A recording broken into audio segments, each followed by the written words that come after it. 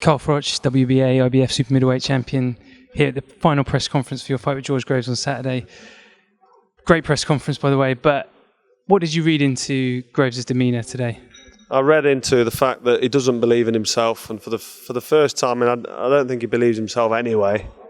I've said before earlier today in another interview that I've done that. But the one thing that came out of today was, that George Groves talks and he says stuff for the sake of it. I think it's rehearsed. He's tried to bring up some old unsavoury comments that were made before the Kessler fight, which bears no relevance. So he's obviously thought about that before he came in and thought, I'll bring that up. Almost like a school kid snitching to the headmaster that, he did this wrong. Very childish. So what came from it today was, I don't like 1-0 up and 2-0 up at the press conference and I won the weigh-in and I got the better of it there and he looked away first or whatever. But seeing George Groves today, I think that he knows himself that he's in serious trouble. And I don't think he believes in what he's saying. When he says he's going to beat me and knock me out and hit me with 2 right hands and whatever, all that junk he was talking, he don't believe himself. He doesn't believe in it. So I'm quite happy that, George has made himself again look stupid and give me more confidence than I already had. If I needed any more, I've got even a bit more now. Is it fair to say he got under your skin at all? And if he has got under your skin, do you think that would impact on your performance on Saturday night?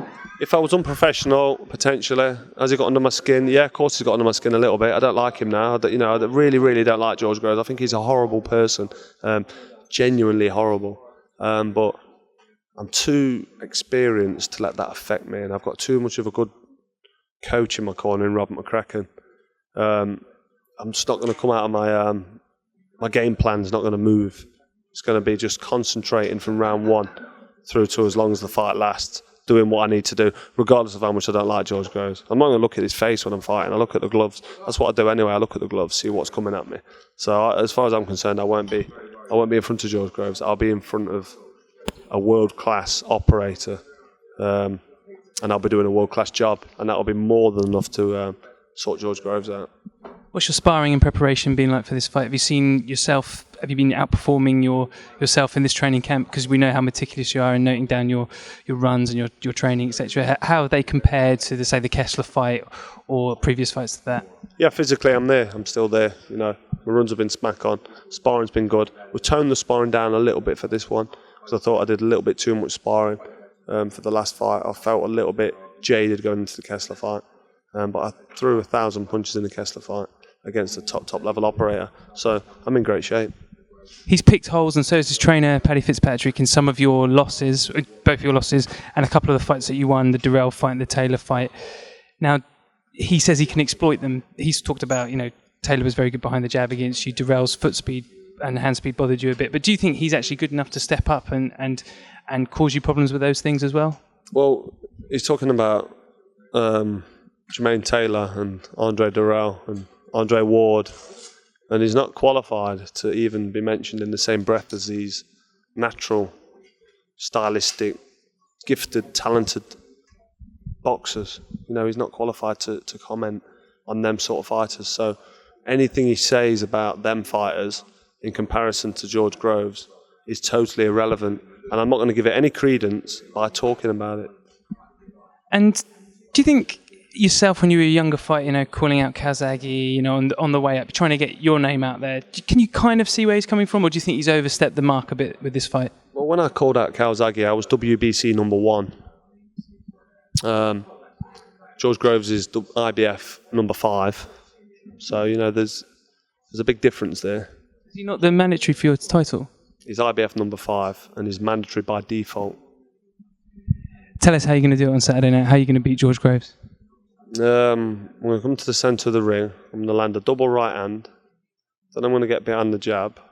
And then in round 3, it's down to you. I think something like that. Something along them lines. I'm just going to box, use my long reach. I've got a couple of inches reach on George. So I'm going to get behind my jab. But every fighter tries to get behind the jab. All boxers want to hit their opponent and not get hit back. So you've got to stand there and throw your jab. Work into it with your jab. Tactically, I'm going to back him up, put him under pressure, and hit him hard and often. That's tactically, but I've got to react to whatever's coming at me. it's first law of motion, Newton's first law. Every action causes a reaction. So whatever he does, I will react accordingly to be successful. And the end result will be George Groves getting knocked out, unless he decides to really, really run and hold and jab and grab and go on his back foot like he did against James DeGale. He'll still lose. I'll win the fight if he does that, but it might go 12 rounds. But the chances are, and if I've got to make a prediction, I'll knock George Groves out. You're coming to the end of a fantastic career, avoided nobody, did everything you said you'd do. You mentioned it last time when we spoke. You're talking about doing full-on Ironmans in either the next year or 2 years' time. I mean, is that going to be a career break, just like next year maybe do one Ironman then go back to boxing, or is that a plan after boxing? That's probably a plan after boxing, but I do train like an Ironman now. I do a lot of swimming, and I've started to do more swimming now than what I used to do. I love cycling. When I get out on the bike, I quite enjoy, you can cover a big area in an hour and a half, rather than when you're running, I'm running the same route. So to take pressure off my aging joints, I like a bit of cycling. And the runs I'm doing, I mean, I say my aging joints, my joints are fine. I've had a new knee actually. I've had my ACL reconstructed in my right knee. My left knee's fine. And when you wear good trainers, you don't really get problems with your joints now, I've found. But I manage everything well, and I'd love to be able to do. There's one in 2014 in Australia, and I wouldn't be able to compete at the level they're competing at because they've been doing it since they were very, very young. But the athletes on the Ironman, the top ones are in the mid to late 30s, because it's an endurance and power event. You've got your swimming, and it's a big mental game. You're right. So I'd love to compete in that. It'd be a part-time pastime. I'm not going to win anything, but to complete an Ironman and to finish in the top 50 or whatever, for me it'd be fantastic, and it'd keep me training, keep me motivated, keep me busy, and keep me in good shape when boxing's finished. So I'll do a bit of training now, and when I finish boxing, we'll see if Rachel lets me out and lets me spend a bit more time away from the kids to do that. She might be like, no, you finished boxing now, you're stuck at home with me, with the kids. If that's the case, then that's fair enough. But yeah, I'd love to do something like that. Carl Froch, best of luck for Saturday night, and great talking to you. Thank you, pleasure. Cheers, man. Best of luck, man.